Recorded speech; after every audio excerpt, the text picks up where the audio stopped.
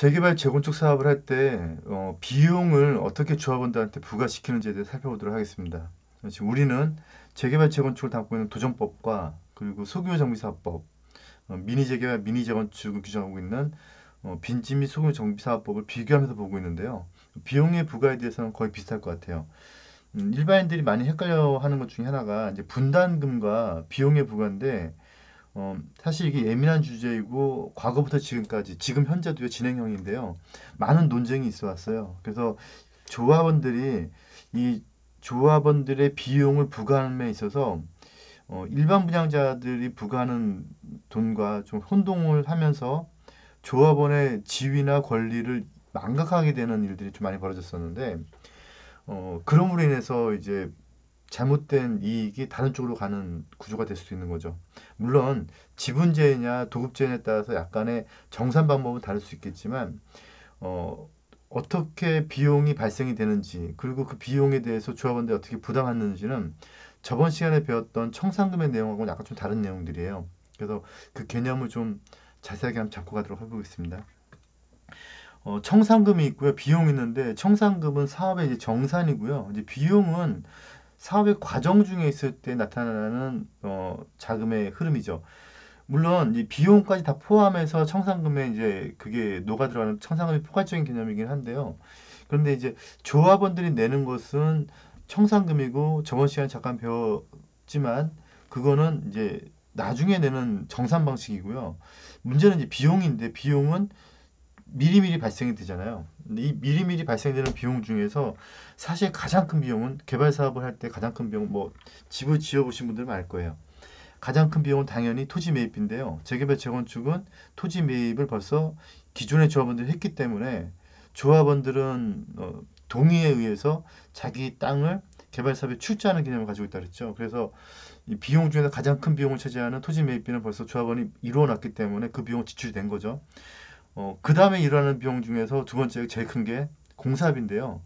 공사비에 대한 부분이 분양 수익 가지고 그거를 메꿔 나가야 되는데 문제는 어, 비용이 발생되는 시점이 먼저 이루어진다는 거죠. 분양 수익은 나중에 들어오게 되고 물론 이제 중간쯤이죠. 그래서 이 분양 수익이 실제적으로 들어오기 전에 이 비용을 어떻게 조합원들한테 분담시킬 것이냐 또는 뭐 미분양이 났거나 아니면 이제 공사의 위험성이 발생이 돼서 그것에 대해서 어, 선투자하는 금액이 생겼을 때 이거를 어쩔 수 없이 외부에서 차입해 와야 되는데 이 차입한 비용을 또 어떻게 분담시킬 거냐에 대한 문제가 생길 수 있는 거죠.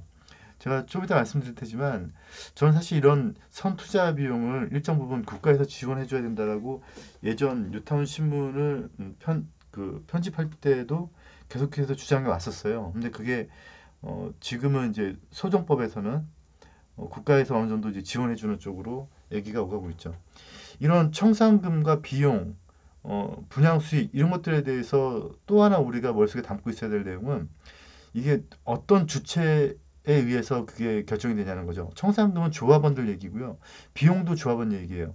분양 수익은 일반 분양자들이 주는 거고 그 수익을 향유하는 건 조합원인데 이렇게 청산금, 비용, 그 다음에 일반 분양자들이 내야 될 돈들을 이렇게 일반인들이 혼동하면서 심지어는 내가 이제 조합원으로 승계가 돼서 조합원 지위에 있으면서도 일반 분양자라고 생각을 하는 바람에 청산금 비용을 어, 일반 분양자들이 내는 분양 대금하고 이제 같게 생각을 하면서 이런 혼동이 오고 뭐 결국은 이제 그런 내용들은 조합 조합이라는 동업 자산에 주인이 없고 시행 주인은 없이 그냥 운영자만 있는 그러니까 말 그대로 그냥 운영자들 다 해먹을 수 있는 그런 구조가 되었다는 거죠. 그리고 이제 조합원은 분양 신청이라고 부르는 거고 일반 분양자들은 분양 계약이라고 부르는데 이건 엄연히 차이가 있어요. 조합원은 조합원이 가지고 있었던 출자한 자산에 의해서 물건이 물건으로 변동되는 과정인 거고 일반 분양자들은 말 그대로 소비자 개념에서 채권을 취득하는 개념인 거죠. 그래서 일반 분양자들이 내는 채권에 의해서 조합한테 돈을 주는 게 분양 수익이고요. 분양 수익이고요. 그런 다음에 그 분양 수익을 가지고 비용을 지출하게 되는데 그 타이밍이 안 맞거나 그게 이제 선투자해야 될 게 있을 때에 그때 조합원들이 내는 게 비용이고요. 그리고 그런 것들 모두 정산하는 과정이 청산이 되는 거죠. 이게 제가 예민한 주제라고 말씀드렸었죠. 이게 제가 신문을 쓸 때도 그렇고 뭐 제가 뭐 괜히 검찰 조사를 받고 막 그렇게 했겠어요. 이런 내용들이 사실 이런 이쪽에 있는 사람들한테는 좀 예민한 주제이고 좀 공론화가 되지 않았으면 하는 주제인 것 같아요. 그런데 저는 이렇게 생각하거든요. 지금 뭐 제가 처음에 부동산을 배웠던 재개발 쪽 일을 했던 95, 6년도만 해도 상당히 이제 암흑기에 저는 표현을 하는데 지금은 뭐 SNS도 많이 발전돼 있고 이게 세상에 많은 그리고 또 지식인들도 많이 생겨났고 하다 보니까 이게 공론화가 안 될 수 없고요. 이게 누가 숨긴다고 되는 문제가 아니라는 거죠. 그래서 지금은 또 워낙에 또 재개발 재건축의 법률이 강해졌고 각종 비리나 이런 것들에 대해서 조합장의 처벌 규정도 조합 운영진들의 처벌 규정도 강화되었기 때문에 이걸 알고 있어야 이렇게 합리적인 계약이 이루어질 거라고 저는 보고 있어요.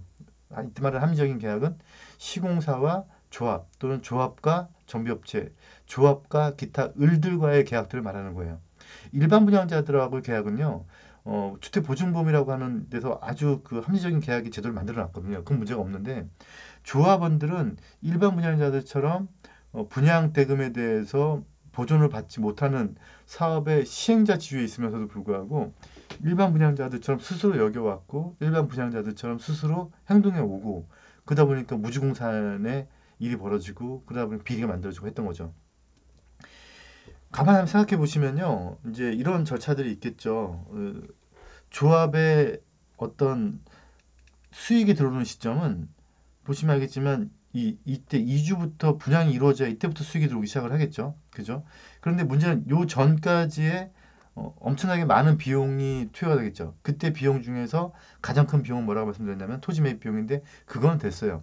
두 번째가 뭐냐면 이제 사업인데 사업비가 없으니까 이 사업 자금을 이제 시공사가 보통 빌려줬는데 그전에는 지금은 이제 그렇게 되면 너무 이제 그 끌려다니는 형상이 벌어지니까 시공사가 조합설립 인가일 이전까지 못 들어오게 되어 있는 거죠. 그래서 그 전부터는 조합이 자생적으로 만들거나 아니면 뭐 다른 뭐 국가한테 빌려오거나 해야 되는데 이 자금이 없어가지고 좀 많이 막막해하는 경우가 제가 현장에서 보면 많이 있어요. 그리고 또 하나의 비용이 조합원들이 이사할 때 이주 비용이 발생하죠. 그래서 이제 이런 돈들이 이제 분양 수익금이 들어오기 시작을 하면 그걸 가지고 이제 상환을 해야 되는데 이 상환이 언제 해야 될 것이냐 문제가 있는 거죠. 그런데 대한민국의 시공계약서에 엄청나게 많은 내용들을 보면 이런 식으로 잡혀 있어요. 뭐냐면 여기 보세요. 이게 좀 조합이 이제 사업을 하다 보면 사업 자금이 필요한데 그 돈을 이제 빌린단 말이죠. 빌릴 때 이제 그 돈을 언제 갚느냐의 문제인데요. 이렇게 보시면 이게 지금 좀 말이 안 되는 계약이지만 한번 조합원들이라면 한번 생각해 보셔야 문제인 것 같아요. 일반 분양 수익금이 들어오면 그 수익금 가지고 이제 공사비를 갚아요. 그 다음에 돈 빌린 것 중에 이자 내는 걸 갚고요. 그 다음에 이자 안 내는 거 갚고 이렇게 순서로 충당하게 돼 있는데 만약에 입금된 분양 대금 등이 공사 기성액을 초과할 경우에도 전체 공사비를 다할 때까지는 입금액 전액 공사비 변제 우선 상환한다. 이게 무슨 말이냐면요. 만약에 공사비가 1,000억인데 근데 공사 기성률은 10%예요. 그럼 100억만 주면 되죠. 그런데 지금 일반 분양 수익금이 만약에 200억이 들어왔다. 그러면 초과해서 들어왔는데 전체 공사비는 미달되잖아요. 그렇게 초과해서 들어왔지만 전체 공사비에는 미달될 때는 공사비 무조건 다 상환하라는 거예요. 그러면 일반 분양 수익금이 들어오면은 그걸 이제 공사비로 다 충당하고, 그러니까 기성료보다 더 나간다는 얘기죠. 더 나가게 되고, 그러면 조합은 당연히 또 사업비가 없고, 사업비가 없으니까 또 다시 이 돈을 빌리게 되고, 뭐 이런 악순환이 연속이 되는 건데, 이게 좀 서글픈 현실이지만 이게 대부분의 재개발 재건축 지역에서 이루어지고 있는 공사 도급 계약서예요. 물론 이제 지분제냐 도급제에 따라 약간 다를 수는 있는데 도급제 방식은 사실 이렇게 한다고 하는 것은 너무 이제 시공사한테 또 돈을 많이 퍼주는 결과가 돼버리죠. 그래서 이런 문제점들에 대한 논쟁이 상당히 오랫동안 있어 왔고 그것들에 대해서 소송도 많았고 많은 분쟁이 있어 왔고 지금 그 분쟁에 아직도 그 연장선이 있는 거죠.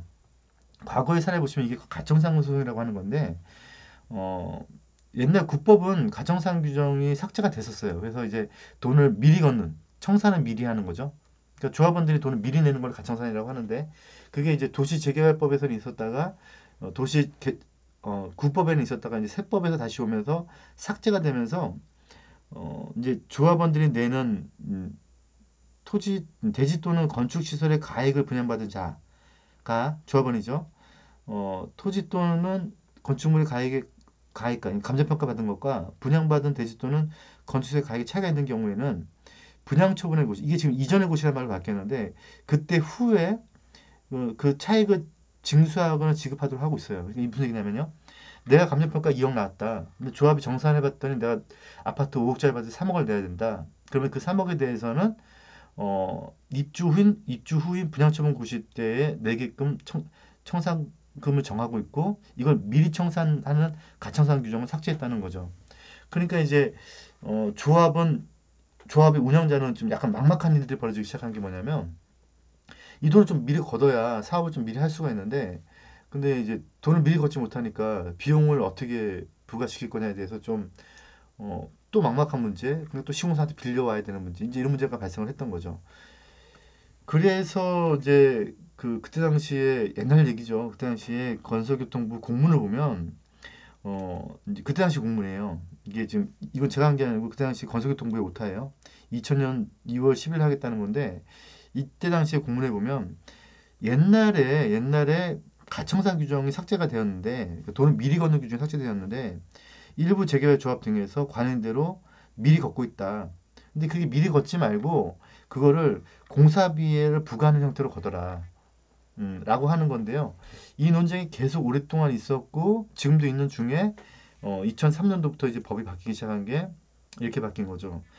이 내용은 나중에 한번 시간 되시는 분 한번 읽어보시고요. 바뀌면서 이제 어떻게 되냐면 이 규정이 생겨난 거예요. 이 앞의 규정들, 대지 또는 건축시설 분양받은 자가 뭐 할 때는 이제 이전에 고시가 있은 후에 돈을 내야 된다는 요 규정 그대로 있는데 다만 분할징수 및 분할지급에 대해서 정하고 있는 경우에는 미리 거둘 수 있다라는 내용이 이제 생겨나기 시작한 거죠. 그래서 이제 지금 이 규정 가지고 미리 걷고 있는 건데요. 제가 생각하는 건 그래요.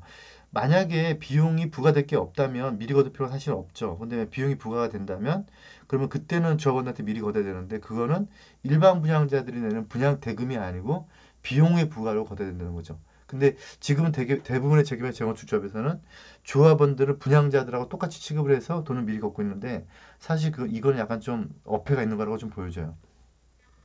그래서 이제 제가 이제 예전에 유탄 신문 했을 때 유탄 신문사 이름으로 그때 당시에 건설교통부에다가 제안을 넣었던 내용이 뭐냐면 이런 기금이 있어야 된다. 그래서 일반 분양을 받기 위한 일반 분양 청약 통장이 있다면 재개발 그때 당시 유타운이 이제 단어였을 때 유타운 청약 통장을 만들어서 투기 세력들한테 돈을 걷어서 그 돈을 어 이제 조합원들이 사업의 초기 자금으로 만들 수 있는 기금을 조성을 하자.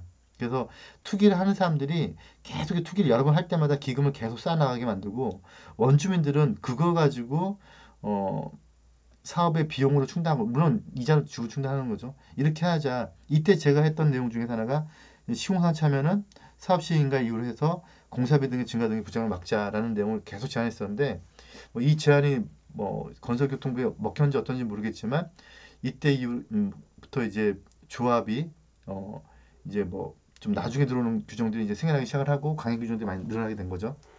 근데 결론인 즉슨 우리는 지금 재개발 재건축보다도 지금 다른 공부 뭐죠?